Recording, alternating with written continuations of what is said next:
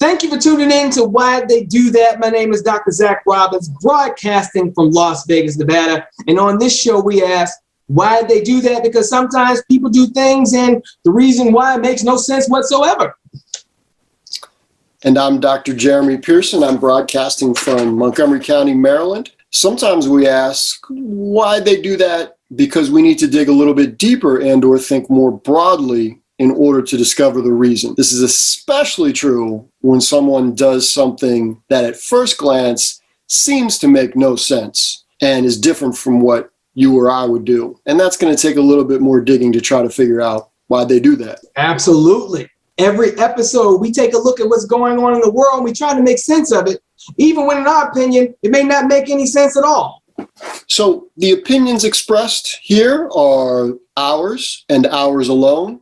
So we need to keep that in mind as we're going forward. We're not speaking for anyone other than Dr. Zachary Scott Robbins and Dr. Jeremy Lynn Pearson. That's right. So what's the first thing we're questioning today, Dr. Robbins? So, Dr. Pearson, why do folks schedule so many interactions we have to work on in our organizations and our workplaces? How come so many people schedule things as video conferences? Dr. Pearson, why do they do that? I think that's an interesting question. And I think that, like most of what we talk about and we'll discuss on the show, there's not one neat, easy answer.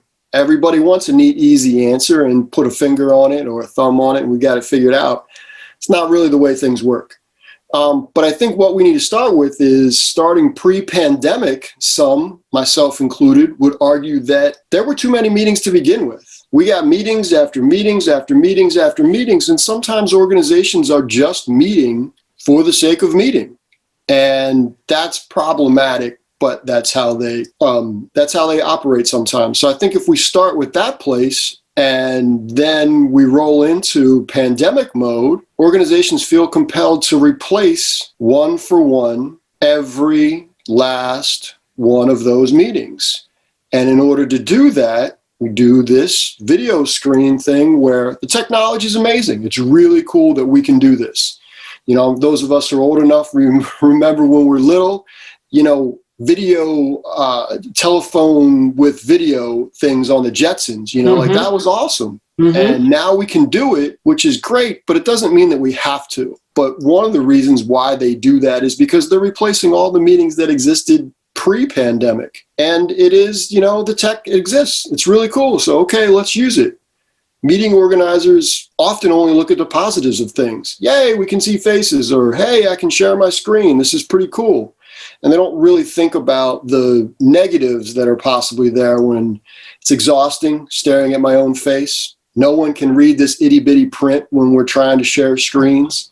So we don't really think about that. So unlike what we're doing here on our show by asking why, many organizations don't step back and ask why the meeting has to be video conference.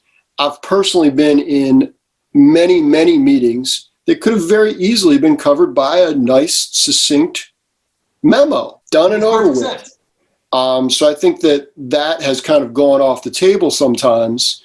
But, the main reason is they're not asking why. It's just kind of the inertia that just rolls forward. We used to have all these meetings.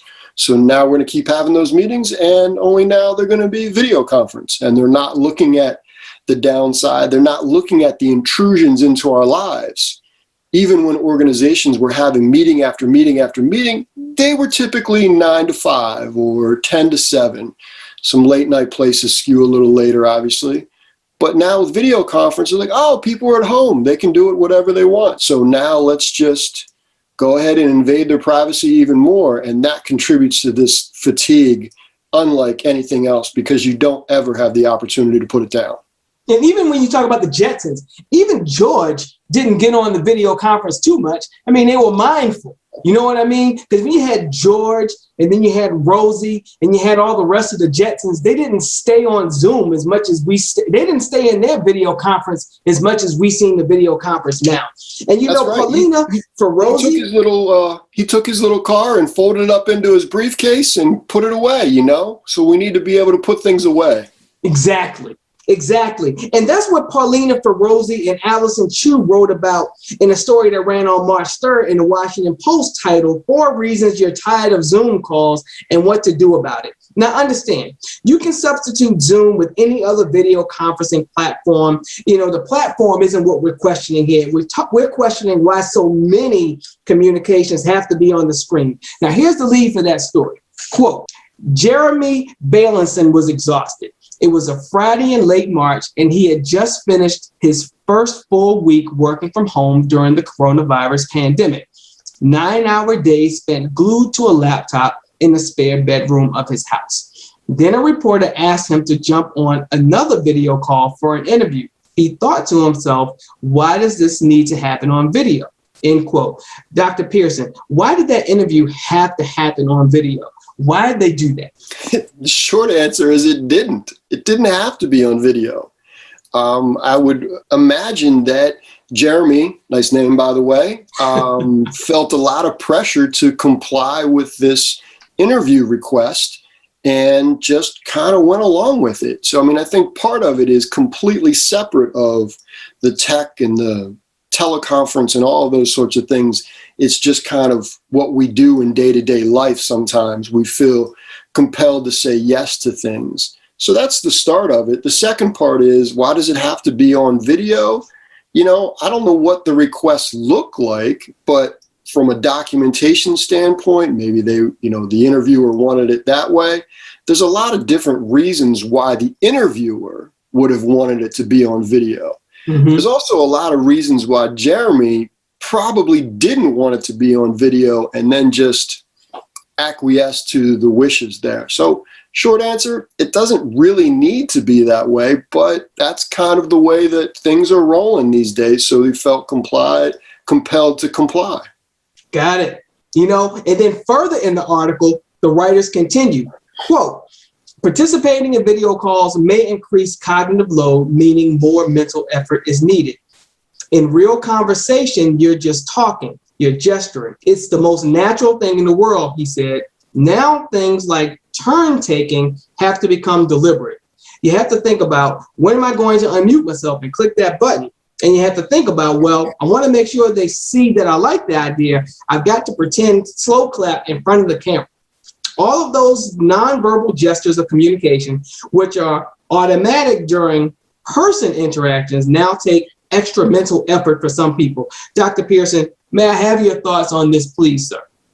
Of course. This is the perfect segue into one of my pet peeves, and that is that communication, I don't like the air quotes, but communication is being replaced by the sharing of information. And I think that is incredibly problematic. It's been exacerbated, obviously, by social media, but that's a tangent for a different day.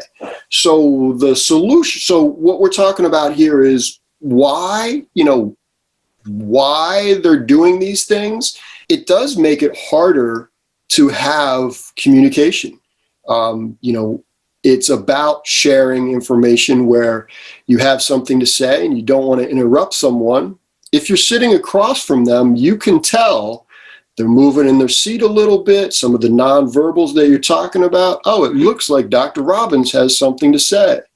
And that's much more organic than clicking a little button on the bottom that says raising your hand. Right. And that turn-taking thing that really gets in the way of the communication, because communication by definition is the back and forth, the exchange of information.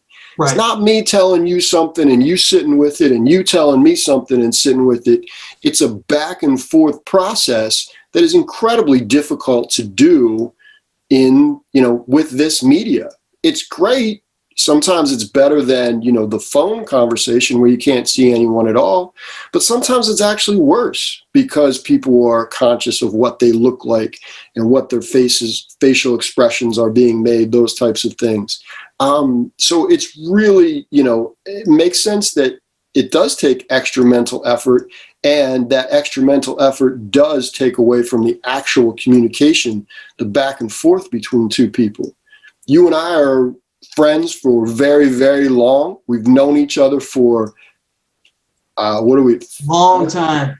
30, yeah, many moons. Mm-hmm. And we can pick up and have conversations, and we can rely, fall back on comfortable patterns. But that's not something that happens when you're in meetings with people. This is maybe someone you're meeting for the first time. Right. A lot of these things that have happened in the pandemic, you're having meetings with people, via teleconference, and you've literally never been in the same room with them. Right. And to expect that communication to flow, and then ultimately, the output of these meetings, hopefully they're goal oriented. We want to have an outcome, and that outcome is going to be compromised because of the process. So it is problematic. And then you have folks, where their online video etiquette pretty much comes from their interactions with Instagram. And what they know is, when I'm on Instagram, I need to look this way. And when I actually go live, I need to make sure that I talk this way. And next thing you know, maybe I throw a hashtag in there or something. And they're doing things that just aren't conducive. And even though it's a workplace, that is where they are drawing from in terms of how they need to be and how they need to interact. And even though they know that that's not how they're supposed to be, that takes mental energy to figure out, well, how am I supposed to be? So it's exhausting. So if you have 2, 3, 5, 7 of these conversations during the day, that's where your fatigue starts to set in. So Dr. Pearson, how do we free people from this? How do we free people from the cycle? How do we get people off the hamster wheel? Well, off the hamster wheel. I think the first thing that we've got to do is do what you and I are doing right here, right now. And that is ask why. What are you doing? I mentioned outcomes. Why are we having these meetings? To what end? Right. And if we can accomplish that via video conference, great. Let's go for it. If we can do it in a more efficient way, in another channel, does it have to be 27 people on a Zoom call? Does it have to be, there's too many people now, we turned it into a webinar, so that eliminates all interaction, that becomes straight unidirectional from one person out to the masses. Right. So if you're doing that, to what end? Why they do that? Why are we having a meeting? That's the first thing. The second thing is respecting people's privacy. We're talking about organizational things, and there are podcasts out there on work-life balance. There's books, there's life coaches, there's whatever it is. We know that work is important, but if it becomes the end-all be-all, it's problematic. I've worked jobs where I've been on call 24/7, and I don't like it. It's not good for me. It's not good for my mental health. It's also not good for Jeremy's mental health to have to do an interview at the end of the day on a Friday when he should be at happy hour, or at least, hanging out with his family and friends and trying to recharge and get things together. So we got to ask why we're doing it. And then we've also got to respect the boundaries. Just because the technology exists for me to come into your house doesn't mean that I should at all hours. Doesn't mean it's good for the employees, doesn't mean it's good for the organizations. So we need to check those things before we go any further. Makes perfect sense. I just gotten to the point where I actually say, look, after the third or fourth meeting, get on the phone. It's like, I'd rather talk to you on the phone. No more of these video calls. You know what? I want to actually bring up the second thing that I wanted us to question today. Now, Dr. Pearson, I don't even know exactly where to begin with this one because there's so much to unpack. So now, we can ask why they do that on several different levels with this one. So now, this story ran on CBS News, and I'm just going to begin with the headline.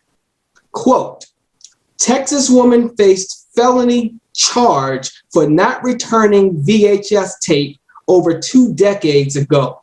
End quote. I'm going to say that again. Texas woman faced felony charge for not returning VHS tape over 2 decades ago. That was really the headline, Dr. Pearson. I'm not making this up. So wait, first of all, VHS tapes, we're talking about video, video. Videotape. Right? Yes, sir. Yes, sir. Big old videotape, the Be Kind, Rewind, the things that almost no one even has anymore today. Yes, sir. Yes, sir, Dr. Pearson. That's what we're talking about. I'm trying to wrap my head around a couple things. Okay. First of all, the fact that there's anything that has anything to do with a VHS, like that's just, as far as I'm concerned, that's history, I don't know. And a felony. We think about all of the crazy things that are in the news today, whether it's, white collar insider trading or violence and all these things that are, for the most part, misdemeanors. And this woman's charged with a felony. That's, it sounds like you're making it up. But felony. Just out of curiosity, what was the movie that she rented and didn't return?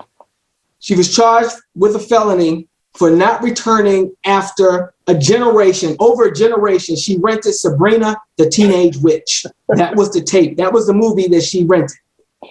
Sabrina the Teenage Witch. Yes. And the exact charges were felony what? Felony embezzlement for not returning said VHS tape for over 20 years. And where is this taking place? She lived in Texas. But the felonious behavior occurred in Cleveland County, Oklahoma. They charged her with felony embezzlement for jacking the Sabrina the Witch videotape. Can I say, first of all, I love the word felonious. I think that works really, really nicely here. And it's sad that this is what things have come to. And yes. This is one of the things that just makes you incredulous. How could that possibly happen? Why did they do that? They charged this woman with felony embezzlement for not returning the Sabrina the Teenage Witch VHS cassette. And the business that actually went to the police so these charges can be filed. This story just ran a couple of weeks ago. And actually, a couple of weeks ago. And the business that went to the police went out of business in 2008. So, Dr. Pearson, here's my question. Why did they charge her for felony embezzlement? And why didn't someone look at this and drop the charges years ago? Like, why did they do that? I'm trying to understand, sir. Yeah, good luck with that. I'm trying to understand it too. As we're talking about it, it seems patently absurd. And I think that in my experience, when things are patently absurd and yet true, it comes down to some sort of bureaucracy somewhere.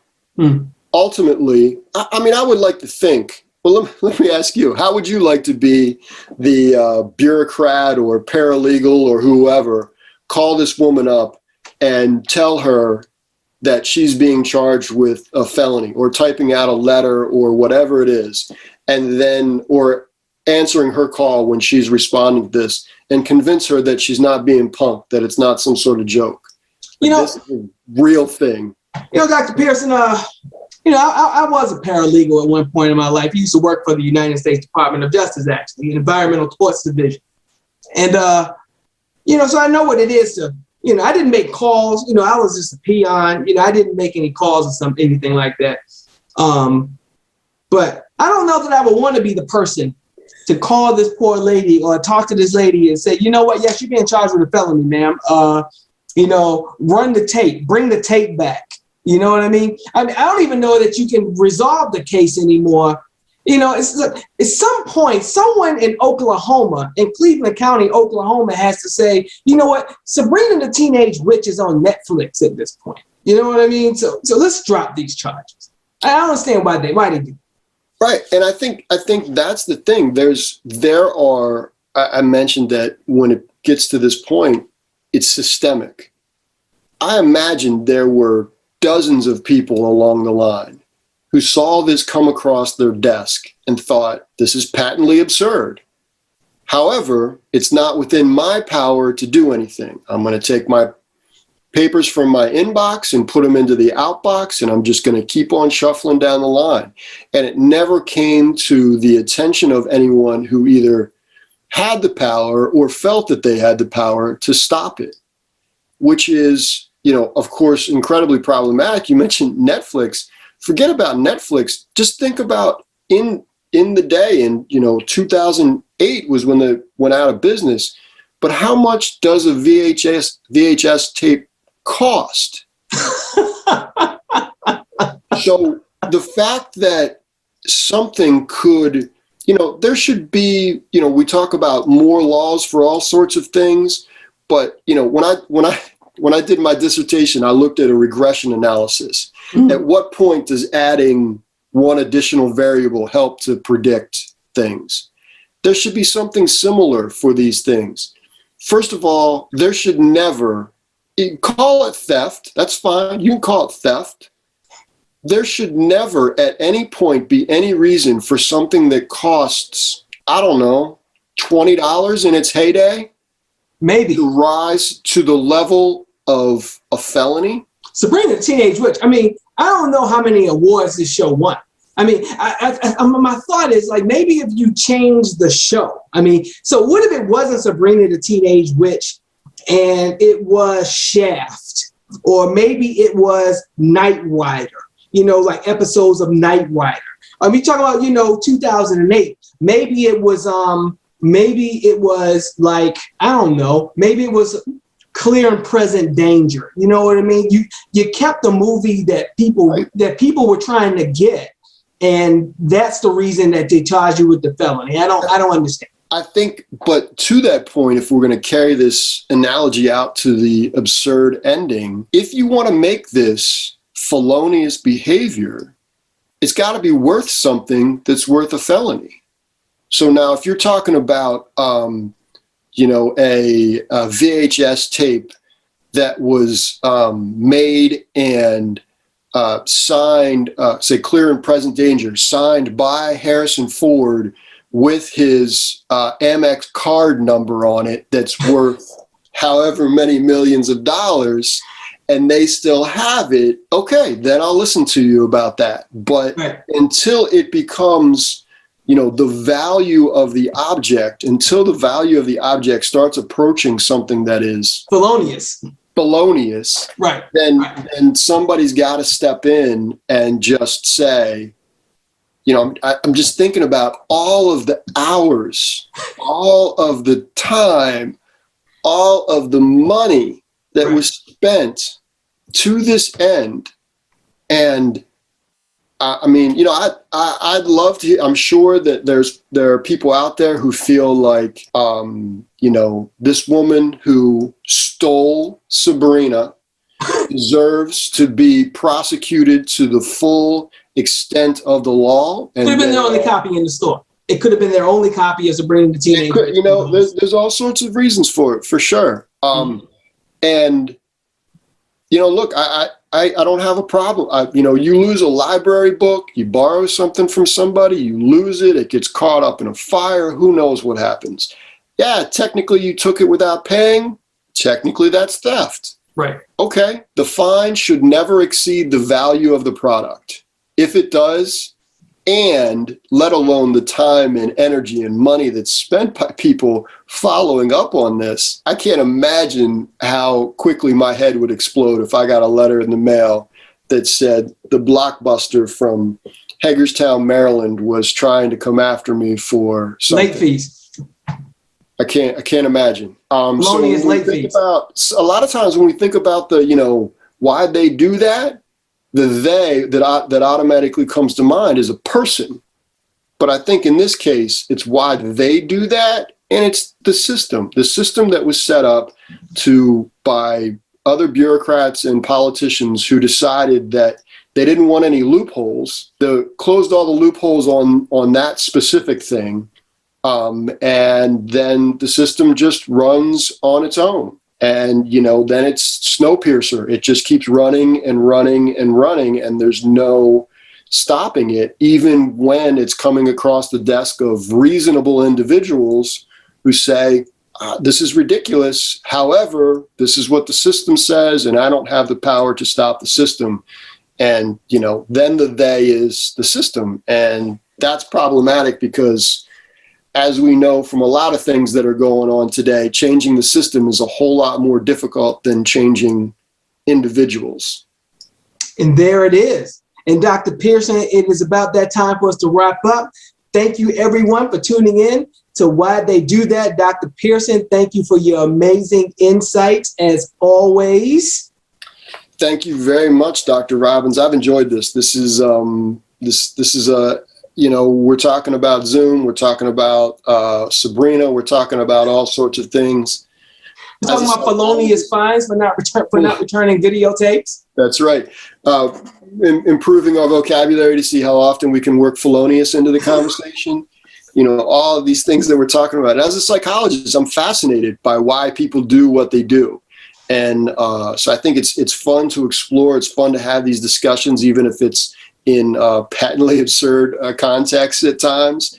But a lot of times it isn't. We talk about the Zoom things. It's very real, and it's obviously a huge part of our lives now, and exploring why things happen. And then if we understand why they're happening, then maybe we have the opportunity to change some things that we'd like to see different. But if we don't understand why they're happening, then trying to change them is a very, very tall task. So I've enjoyed this as well, and I think this has been great. I'm looking forward to doing some more of these. Absolutely. And this was our first episode, everyone. And we're going to have more to come. We're going to have a lot of fun. Again, thank you so much for joining us on Why They Do That. I'm Dr. Zach Robbins here with Dr. Jeremy Pearson. We look very forward to seeing you next time. Thank you for listening, and good day.